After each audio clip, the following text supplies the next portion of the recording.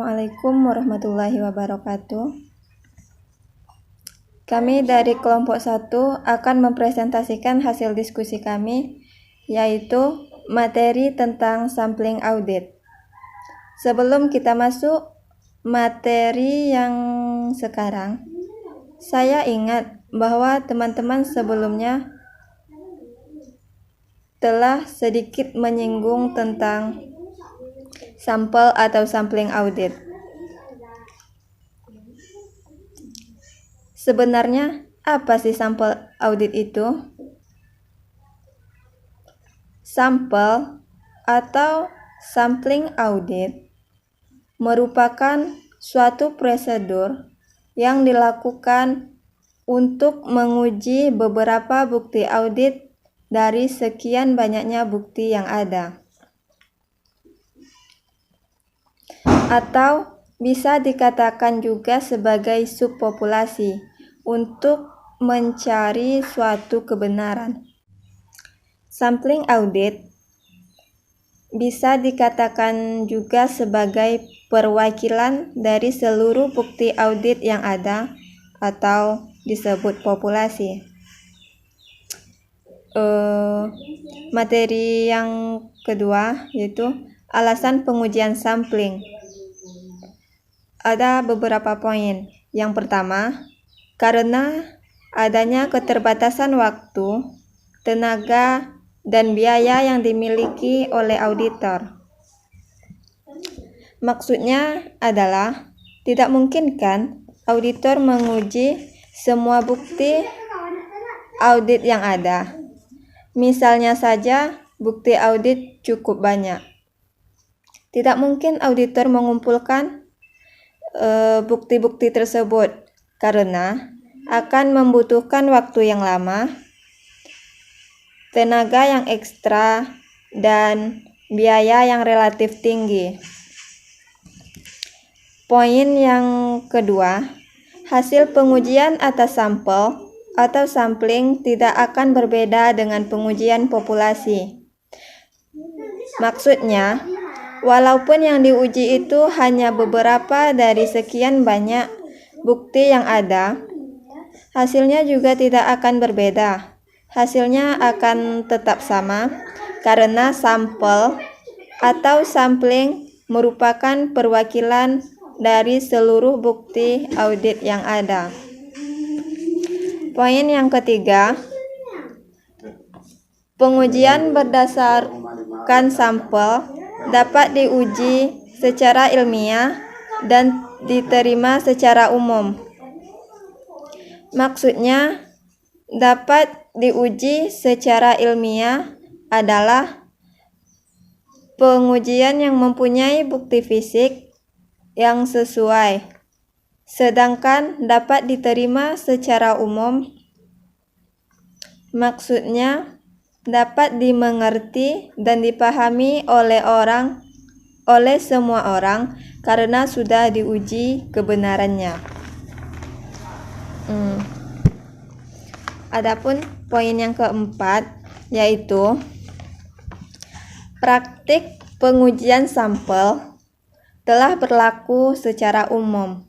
Maksudnya, telah dipakai oleh banyak perusahaan untuk mengambil keputusan ekonomi.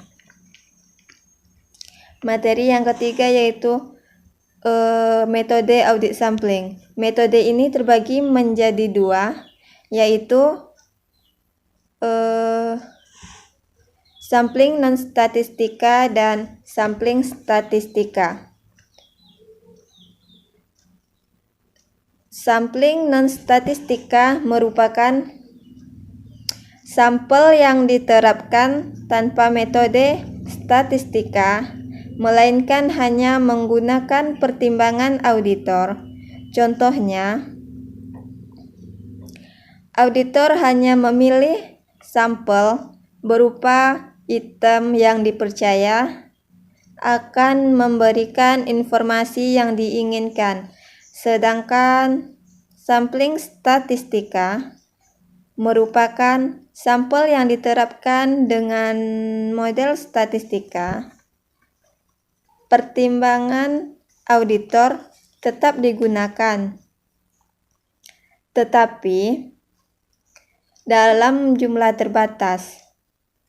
Pemilihan sampel ini dilakukan secara acak atau random, bukan sampel yang diyakini bisa memberikan informasi yang diinginkan. Dalam sampling statistika, setiap populasi memiliki kesempatan yang sama untuk terpilih, berbeda dengan sampling non-statistika. Baiklah, selanjutnya akan dijelaskan oleh Louis Advan. Kepada Louis, disilakan. Saya akan menjelaskan tentang dua penerapan pengujian sampling audit. Di dalam audit itu terdapat dua cara penerapan pengujian sampling, yaitu pengujian sistem pengendalian intern dan pengujian substansif. Pengujian sistem pengendalian intern itu yaitu pengujian atas efektivitas standar prosedur proses bisnis, disebut dengan atribut sampling. Yang kedua, pengujian substansif atau substantive test, yaitu pengujian atas kewajaran akun-akun dalam laporan keuangan yang disebut dengan variabel sampling. Dan pengambilan sampling audit ini memiliki dua metode, yaitu secara statistik maupun non-statistik, yang masing-masing dari kedua metode tersebut memiliki persamaan dan perbedaannya. Persamaannya itu antara lain, yang pertama, perencanaan sampel bertujuan untuk menjamin bahwa pengujian audit dilaksanakan dengan cara yang sesuai untuk memberikan risiko uji petik yang diinginkan untuk meminimalkan kemungkinan risiko uji petik tersebut. Yang kedua, seleksi sampel. Seleksi ini meliputi keputusan bagaimana memilih unsur sampel dari populasi yang ada. Yang ketiga, pelaksanaan pengujian, yaitu pemeriksaan dokumen dan melakukan pengujian audit lainnya. Dan yang keempat, yaitu evaluasi hasil, yaitu pencakupan penarikan kesimpulan berdasarkan pengujian audit tersebut. Kemudian, perbedaan dari kedua metode tersebut ialah yang pertama, pengambilan sampel statistik. Kalau dalam penggunaan metode statistik, itu menggunakan teknis yang penghitungannya matematis untuk menghitung hasil statistik formal dan bermanfaat untuk mengkuantifikasi risiko uji petik pada perencanaan sampel dan evaluasi hasil. Tapi sayangnya metode ini hanya cocok untuk probabilitas atau tiap unsur populasi mempunyai kesempatan yang sama untuk dipilih. Yang perbedaan kedua yaitu pengambilan sampel non-statistik. Metode ini memiliki cara untuk memilih unsur sampel yang diyakini dapat memberikan informasi yang berguna pada populasi tersebut. Dan sampel ini diambil berdasarkan keputusan yang diambil lebih berdasarkan pertimbangan dan sering disebut juga dengan judgmental sampling. Yang kemudian kelebihan dari penggunaan pengambilan sampling secara non-statistik. Kelebihannya itu yang pertama, memungkinkan auditor menggunakan pertimbangan subjektif dalam menentukan ukuran sampel dan proses pemulihan unit-unit bernilai yang berisiko tinggi. Yang kedua, bisa dirancang untuk seefektif dan seefisien sampling statistik, tetapi biayanya lebih rendah. Baik, saya akan melanjutkan presentasi, yaitu mengenai kekurangan sampling non-statistika. 1. Tidak bisa diambil rujukan statistik yang valid atas hasil sampel. 2. Tidak bisa mengukur dan menyatakan risiko-risiko secara kuantitatif. 3. Memiliki risiko melakukan audit secara berlebihan atau mungkin kekurangan. 4. Tidak sesuai bagi karyawan yang tidak berpengalaman. Selanjutnya yaitu kelebihan sampling statistika. 1. Memberikan ukuran kecukupan bukti diperoleh. 2. Memberikan pernyataan hasil audit yang kuat. 3. Mudah diterapkan melalui pratilunak. 4. Memberikan rekomendasi yang lebih objektif. 5. Memberikan ukuran kuantitatif atas risiko sampling. Kemudian kekurangan sampling statistika yaitu 1. Bisa menimbulkan masalah dalam populasi jika tidak dikelola dengan baik. 2. Membutuhkan biaya tambahan bagi karyawan untuk menggunakan statistik atau prantilunak. Baik, sekian presentasi dari saya, maka presentasi selanjutnya akan dibacakan oleh teman kita Sonia. Baiklah, saya akan melanjutkan materi selanjutnya, yaitu metode mana yang terbaik. Pilihan metode sampling ada 2. Yang pertama, kedua sampling sama-sama baik dan sama-sama bisa digunakan. Efektivitas sampling ditentukan oleh tingkat kompetensi pengguna metode sampling. Yang kedua, metode sampling juga sama-sama mengandung resiko salah dalam menyimpulkan hasil sampling, baik resiko sampling maupun resiko non-sampling. Selanjutnya, dasar pemilihan metode sampling. Yang pertama, pertimbangan biaya dan manfaat atau cost and benefit. Yang kedua, volume dan karakteristik transaksi. Yang ketiga, tingkat kompetensi dalam menggunakan metode sampling.